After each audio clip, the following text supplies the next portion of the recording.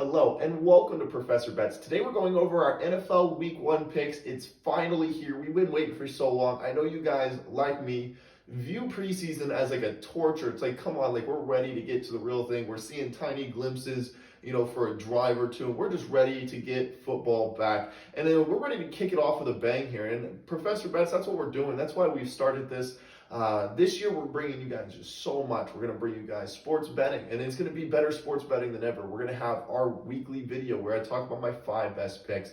But on top of that, there's going to be reels, which are only 1 minute long, and they're going to go over different prop betting, things that I see throughout the week that I can really see as useful and beneficial to me and to you guys as well.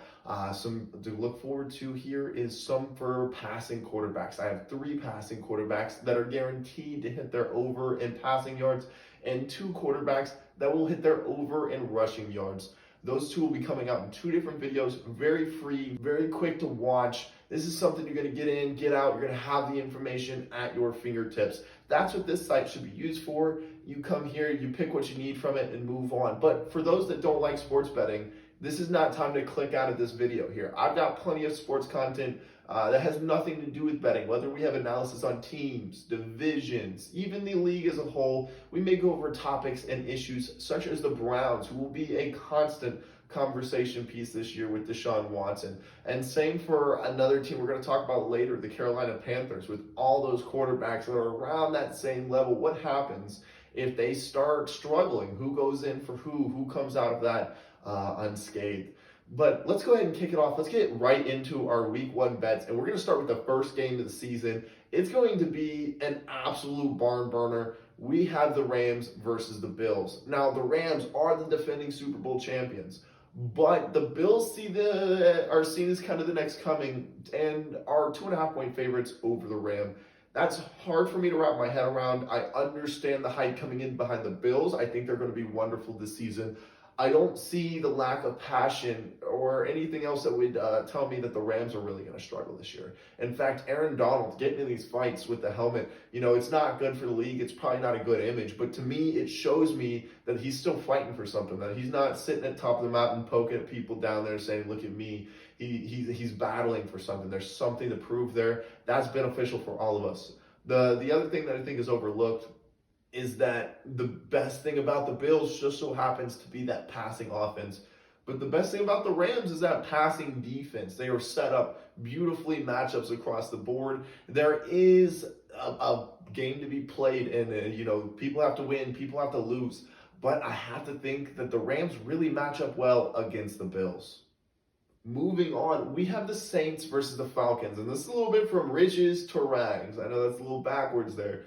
But the Saints and the Falcons were not looked at to be anything within this division as long as Tampa Bay was in order. But Tampa Bay is no longer in order. Tampa Bay seems to be kind of crumbling a little bit. And that may just be preseason hype. But I think the Saints should see themselves as having a chance. And I think bettors do as well. I think those Vegas books, they see the same thing, as the Saints are 5.5 point favorites over the Falcons.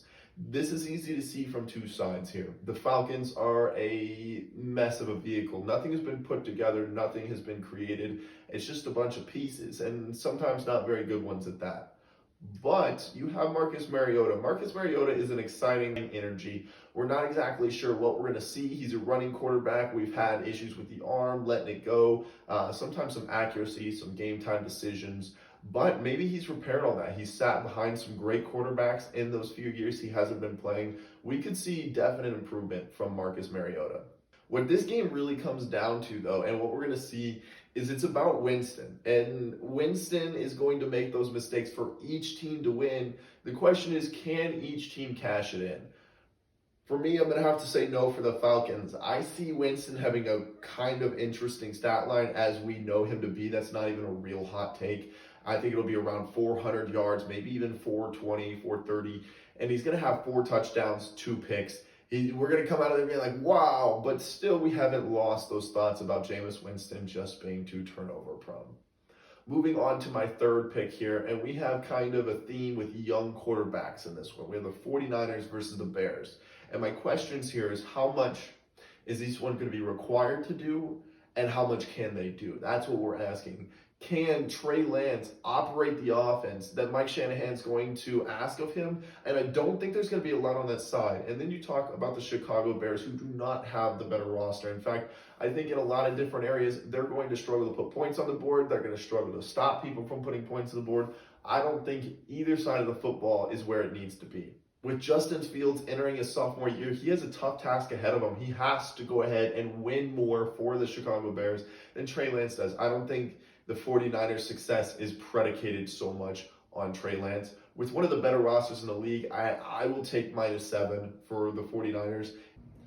Our fourth bet is the Browns to go ahead and beat the Panthers. Now, the Panthers are currently favored at -2.5, and you can do what you want with that number. If the number goes to -3, so that means that the Browns would be +3 underdogs, I would end up taking the Browns +3, but as it's -2.5, I think I'm just going to try to cheat a little bit more and get that little extra money, okay? It's just a little bit better odds. You're going to get a little bit more money off of it.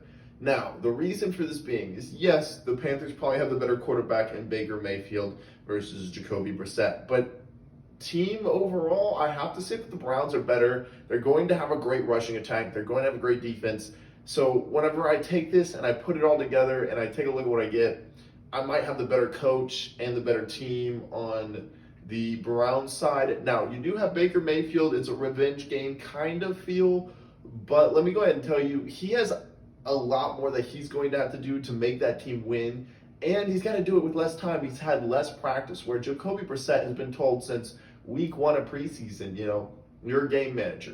Don't make the mistakes. You have a great team behind you. Just do what you can do and don't try to force it too much. I think that's a sentiment that'll play through. I think they'll make the fewest mistakes. I think Baker might look good, but I don't think that's going to translate to a win here. I have the Browns just to win outright on that bet. For my final bet, we have the Broncos versus the Seahawks. Now, the Broncos are currently -6 favorites, and I love that number. That's a lock.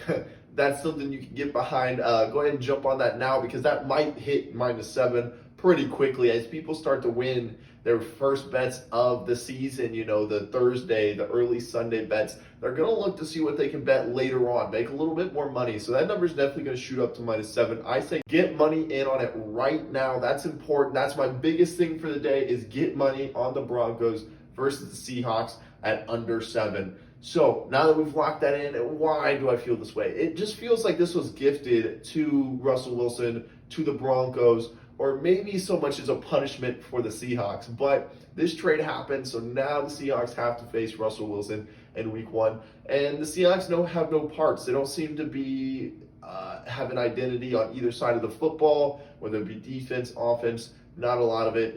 They're a bottom team in the league, as the Broncos are just going to enter with a ton of momentum. This is a game that's very easy to win for Russell Wilson, yet it means a ton. That's really going to invigorate him, invigorate the team, invigorate the crowd, invigorate the hype that is behind the Denver Broncos in that crowded AFC West division. This was a gift from the league. So I think this is just set up a home run for the Broncos at -6. Thank you guys so much for watching Professor Bets. This has been a fun one, as I've been waiting for the NFL Week 1 season for so long to do all the new things that we've created. A big thing that I ask from you guys is going to hit that subscribe button, hit the like button, and comment some things down below. Give me your suggestion. What's your big lock for the week? Tell me about what you think you don't see happening in my videos, and we'll see where it pans out at the end of the week. Look, this is all fun. Thank you guys so much for watching. Have a great rest of your day.